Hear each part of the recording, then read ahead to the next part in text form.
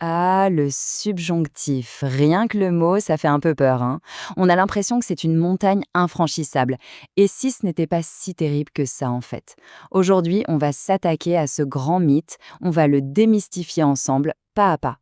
Soyons honnêtes, ce mot peut provoquer une certaine angoisse. On l'associe souvent à une montagne de règles complexes, d'exceptions. C'est un peu le cauchemar de quiconque apprend le français.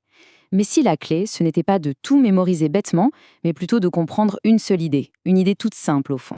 Alors voici notre plan de bataille. D'abord, on va regarder cette fameuse bête droit dans les yeux. Ensuite, on va découvrir son secret, son mode d'emploi. On apprendra à reconnaître quand il apparaît, on verra les petites nuances qui font toute la différence, et à la fin, promis, on repartira avec une petite checklist super pratique. C'est parti? Bon, première question, pourquoi cette mauvaise réputation? D'où est-ce qu'elle vient, cette fameuse peur du subjonctif? Eh bien, le problème, très souvent, c'est la méthode. On nous donne des listes interminables de verbes, de conjonctions, et la seule consigne, c'est apprenez par cœur. Évidemment, c'est frustrant. Ça donne l'impression que tout ça est complètement arbitraire, alors qu'en réalité, il y a une logique profonde, et j'oserais même dire une certaine beauté derrière tout ça. Et si tout, absolument tout le mystère du subjonctif reposait sur une seule et unique idée? Pour un instant, oublions les listes, les règles et concentrons-nous juste là-dessus. C'est vraiment la clé qui ouvre toutes les portes. Et la voilà, cette fameuse clé, le subjonctif. C'est le mode de la subjectivité. Alors qu'est-ce que ça veut dire? C'est simple. L'indicatif, c'est le mode des faits, de la réalité de ce qui est. C'est le monde de la tête, du cerveau.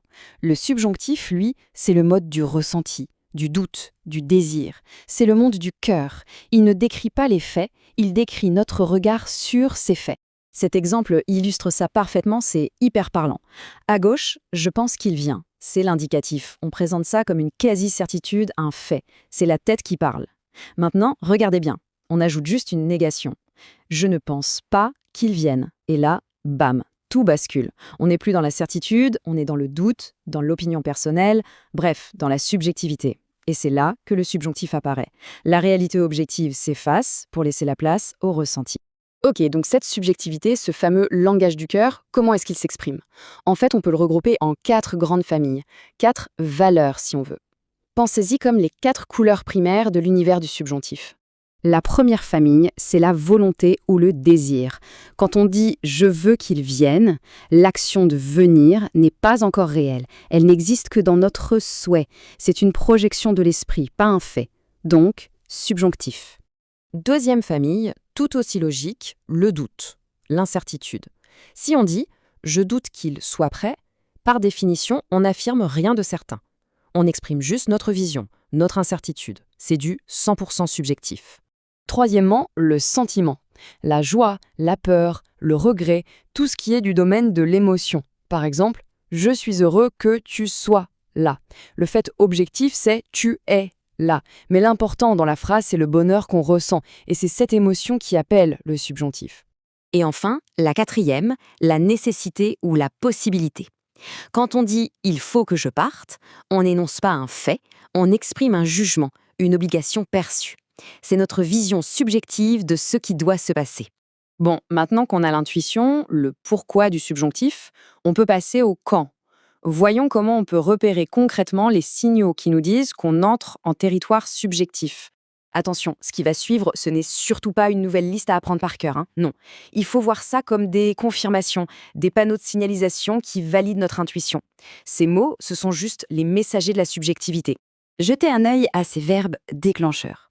On voit bien le lien, n'est-ce pas? Exiger, c'est une forme de volonté. Craindre, c'est un sentiment. Douter, c'est le doute. Et ne pas penser, c'est une opinion subjective.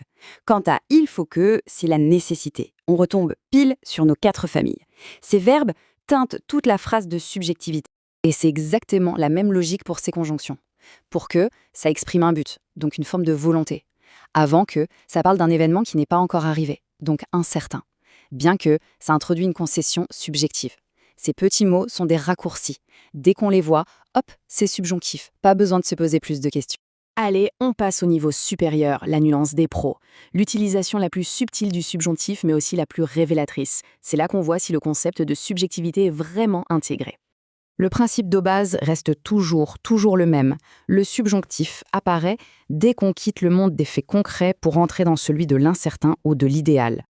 Alors ça, c'est presque magique. À l'oral, la phrase est identique. Pourtant, le sens est radicalement différent.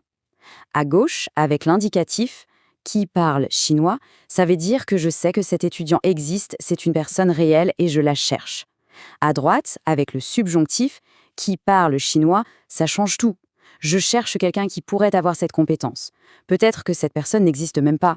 C'est la différence entre une recherche ciblée et lancer une bouteille à la mer. Et pour finir, le cas des superlatifs. Pourquoi le subjonctif après le meilleur, le seul? Mais parce que dire que quelque chose est le meilleur, c'est l'expression ultime de la subjectivité. C'est un jugement personnel, pas un fait objectif. Alors quand on dit « c'est le meilleur film que j'ai jamais vu », le subjonctif est là pour souligner que c'est une opinion personnelle, un coup de cœur. Ok, super. On a vu la théorie, l'intuition, les déclencheurs et même les nuances de pro. Maintenant, on va mettre tout ça ensemble dans un outil super simple et efficace à utiliser au quotidien. Voici une checklist mentale en 3 étapes. Premièrement, est-ce qu'il y a 2 sujets différents? C'est souvent une condition. Deuxièmement, la question clé. Est-ce que le verbe principal exprime un fait objectif, la tête, ou alors une vision personnelle, le cœur?